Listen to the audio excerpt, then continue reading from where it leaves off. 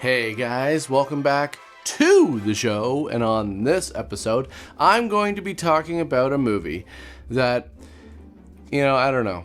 I watch a lot of weird movies on this show, obviously, but this is one of those movies where I'm just left wondering why it was even made. Prisoners of the Lost Universe is a British-made science fiction fantasy adventure that begins in Los Angeles and then swaps to a parallel world called Vonya, where the locals have medieval politics, modern-ish props, and a surprisingly flexible relationship with cause and effect. By the way, I say Los Angeles in quotes because, I don't know, this is supposed to be Los Angeles, but everyone seems to be driving cars with the steering wheel on the right side. Prisoners of the Lost Universe is a movie that treats logic like a shy house cat. It exists, it's around somewhere, but if you look directly at it, it disappears behind the couch. The story insists on a high-energy parade of threats. Glowing-eyed goblins, water monsters, roving war bands, yet it often stages these beats with a "we had one weekend in a sandwich budget" level of confidence. It's also tonally inconsistent, veering from playful to grim and back again, to the point where I found myself doing cardio with my eyebrows. The movie starts with Carrie, a TV host, reviewing the newest episode of her show, Weird and Wacky World, where she shows off her snake wrangling skills.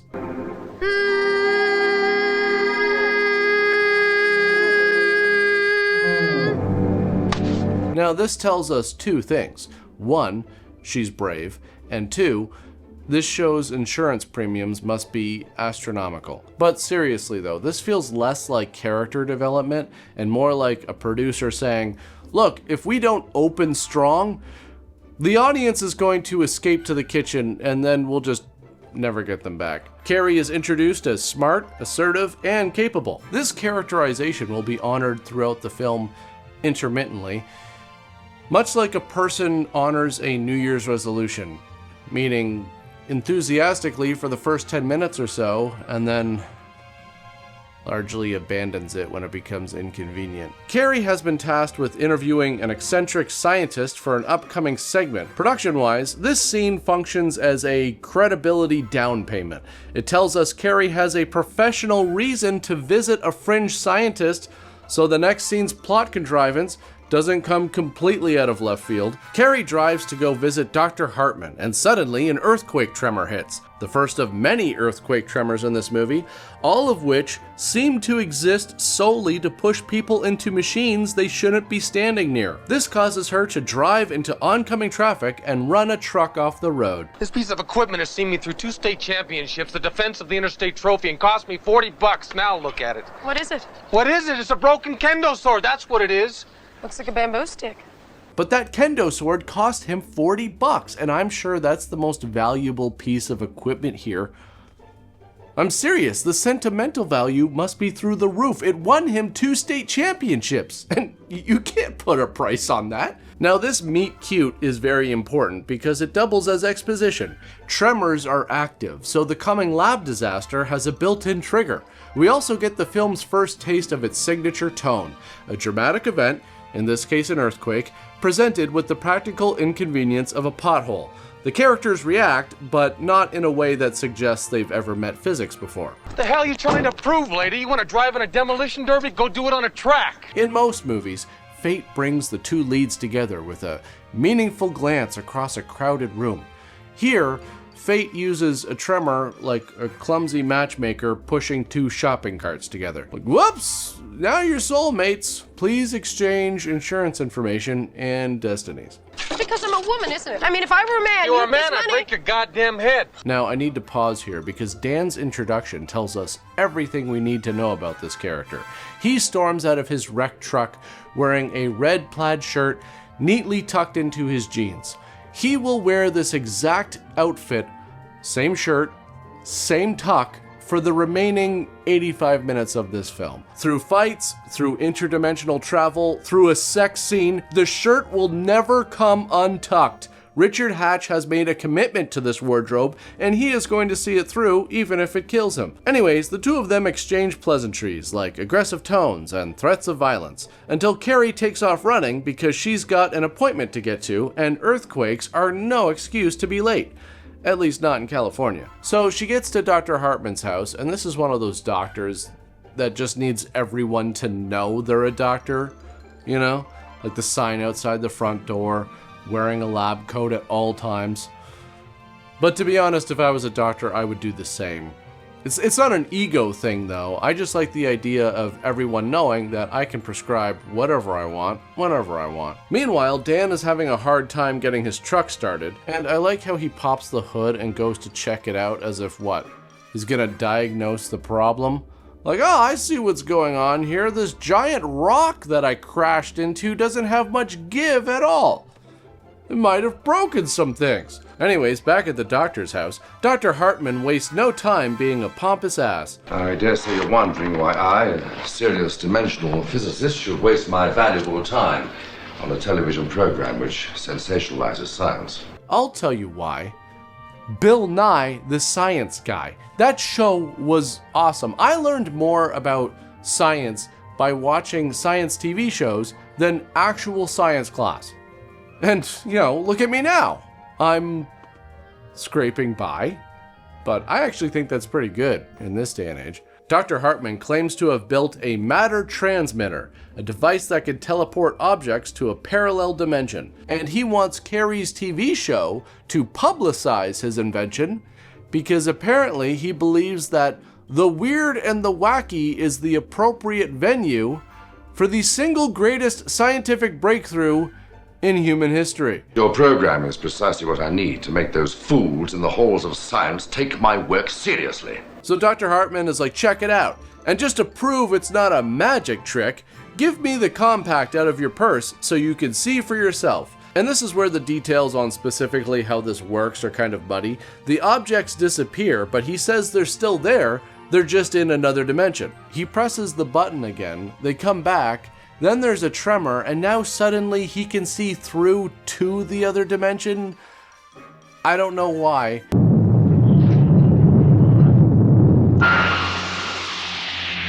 Carrie's reaction to watching a man disintegrate before her very eyes is genuinely one of the most baffling acting choices in the history of cinema. Dr. Hartmann? Dr. Hartmann? It's like she just doesn't seem to grasp how serious the situation is. I mean, this guy just got laser beamed to a different dimension. Kind of scary. I mean, if it was me, I would be freaking out. Like, oh my God, I don't know what to do. I don't know how to work this machine. And at some point, someone's gonna file a missing persons report. And I was the last person to see this guy alive at his house. The police are never gonna believe my story. And then there's gonna be a trial, and then I'll get the chair. I mean, that might be a bit too far, but I do tend to catastrophize. Of course, just when Dan is almost done fixing the problem, he has to dive out of the way of his exploding truck, because as we all know, power lines can't be trusted. So he goes over to the doctor's house and lets himself in. Oh, I'm sorry. I mean, Carrie, who the hell do you think you are, attacking people in someone else's house? You don't even know who that is. That could have been like a family member. And that would be super awkward because first you're going to have to apologize for attacking them, and then you're going to have to explain that they're probably never going to see their loved one again, and they can't even give them a proper burial because there's no body because he got zapped into a different dimension. And that's just a really bad first impression. I have to say, I think I probably had worse though. What have I done to you, lady? You wipe out my truck, you cave in my skull, you... Break your bamboo stick. Kendo sword. Sorry. Okay, so you know they're totally banging at some point in this movie now. So Dan is like, what is all this? And since he's an electrician, he knows the first thing you should do is start touching anything with a metal end with your bare hands. Anyways, of course there's another tremor, and Dan awkwardly wobbles and then freezes in place as he's zapped into another dimension. Carrie, not wanting to be left out, decides to move closer and bend into the beam that is literally disappearing people, because the screenplay treats human curiosity like a gravity well. Carrie ends up on, I don't know, some kind of a mountain in this new dimension on the planet of Vonya, and immediately reacts to the situation as if it's a mild inconvenience. And I need you to prepare yourself for the majesty of this film's world building. To distinguish Vonya from regular Earth, the production team has glued what appears to be, I don't know, cheap plastic plates to the tree branches. The entire budget for alien planet production design appears to have been spent at a dollar store and maybe a Tupperware party. So if you've ever wanted to know what it would look like if Martha Stewart decorated a hiking trail while concussed, this is the film for you. Anyways, she discovers a huge caveman called the Manbeast trapped in mud. So she helps him out, and this act becomes a recurring giant ally thread. He later returns throughout the movie to help her. From a structural standpoint, this is classic hero earns a boon storytelling.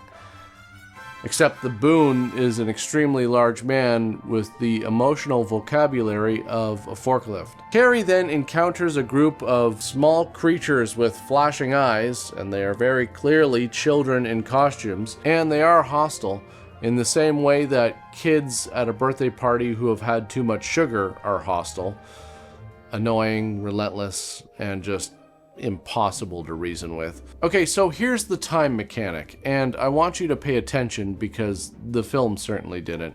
A few seconds on Earth equals about a week in the parallel universe. This means Dr. Hartmann, who went through first, has been in the other dimension for roughly a year. This is when Dan appears, having been on Vonya for about a week. Now, you may be thinking, well then how come he looks pristine? His clothes are clean, he's clean shaven, his shirt's still tucked in. Well, excuse me, but like I said, he's been there for about a week.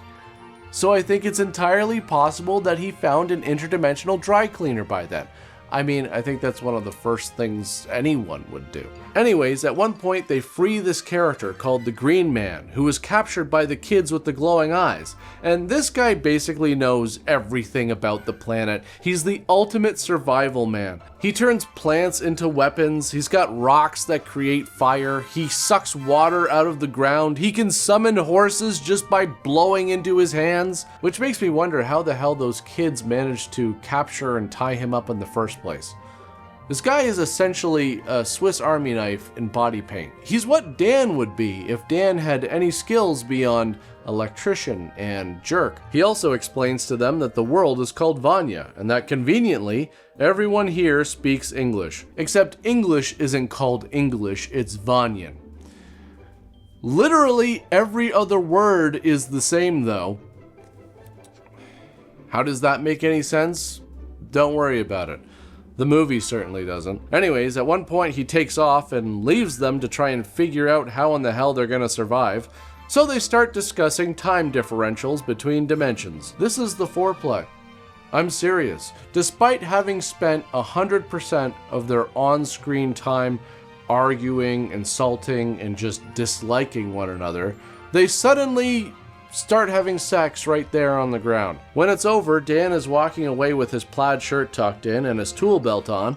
Like I said before, it is very likely that he never took them off. He may have conducted the entire encounter fully dressed, belt and all. John Saxon arrives in this film like a man who looked at the script, looked at the budget, looked at the plastic plates on the trees, and said, "Fine, but I'm going to commit." He is magnificent, he is terrifying, and looks like the villain from every romance novel your aunt hides in her nightstand. His character is a warlord named Cleel, and he is particularly fascinated by Carrie's blonde hair because all the local women in Vonya are brunettes. This means his entire motivation for kidnapping her basically comes down to, oh, different hair. He is history's most follicle-motivated tyrant. When Dan comes running to help, armed with nothing but a pocket knife and misplaced confidence, Cleel draws a pistol and shoots him.